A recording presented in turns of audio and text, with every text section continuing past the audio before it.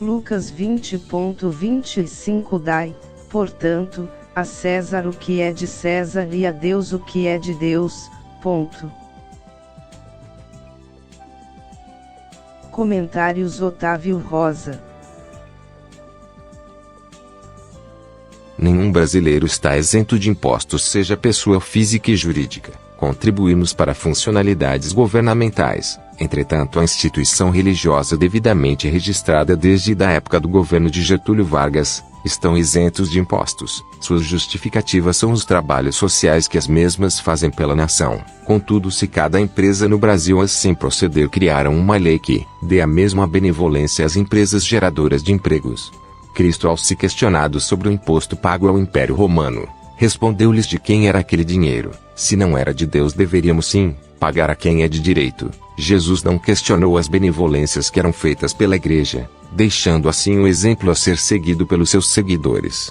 Todavia, quando o Império Constantino se associou à Igreja cristã, a mesma começou a ter certo poder, os quais lhe permitiam não pagar mais impostos, bem como adquirir terras em todo o Império. E foi-se poster gerações em gerações. Aqui no Brasil, a Igreja cristã chegou juntamente com os nossos descobridores portugueses, que implantaram o mesmo sistema já vigente na Europa, e que posteriormente a Igreja cristã protestante também adquiriu o mesmo direito.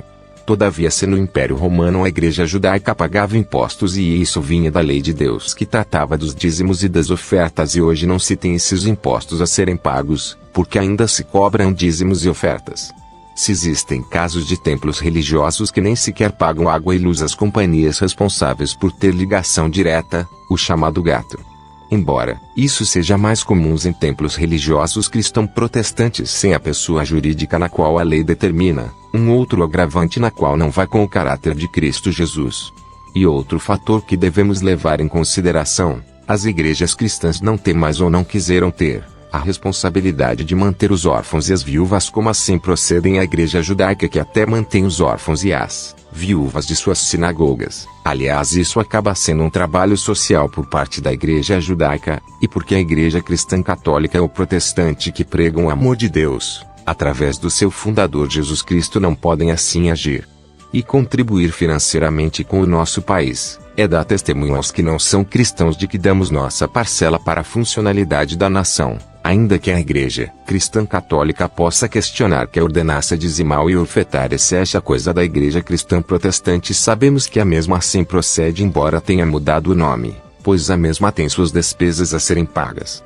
Talvez você conhece uma igreja cristã que não cobrar dízimos, e de fato existem grandes igrejas que fazem isso. Contudo, o que chamamos de obra do Senhor precisa ser mantida. Através das ofertas voluntárias, acabam arrecadando talvez até mais do que se contassem o dízimo. E como igreja devemos sempre dar exemplo, pode dentro da congregação e aos de fora, como incentivar as pessoas a contribuir para com o país, se nós mesmos não procedemos assim.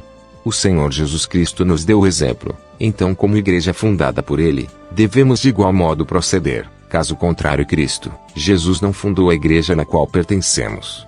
Os ensinamentos de Cristo devem ser o nosso mandamento. Se por 2 ocasiões o Senhor Jesus fez questão de deixar bem claro sua posição com relação ao pagar impostos governamentais, porque a igreja que se diz fundada por Ele não age de igual maneira, porque deixou que a política fizesse parte do seu sistema operacional. Foi assim com a Igreja cristã católica no Império Constantino, e tem sido com a Igreja cristã protestante por meio de seus representantes no Congresso Nacional. E não precisa dizer que esses representantes são para garantir os direitos cristãos, pois se assim pensam e agem a Igreja cristã, a mesma estar indo contra os acontecimentos relatados na Bíblia Sagrada pelos apóstolos, aliás indo a favor do que diz a Bíblia Sagrada acerca dos últimos dias que antecedem a volta de Cristo Jesus.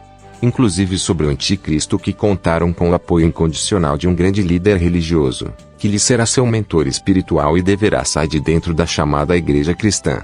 Então cada um de nós, igreja instituída por Cristo, sacramentada pelo Espírito Santo, voltemos aos estudos bíblicos, a examinar as Escrituras sagradas, para quando chegar a hora que possamos estar prontos para a borda do Cordeiro. Ajuda-nos a divulgar o Evangelho do Senhor Jesus Cristo, deixa seu like, se inscreva no canal e compartilha esse vídeo. Yahweh, o Eterno, te abençoe e te guarde. Faça o Senhor resplandecer o seu rosto sobre ti e te agracie. Que o Eterno revele a ti a sua face de amor e te conceda a paz.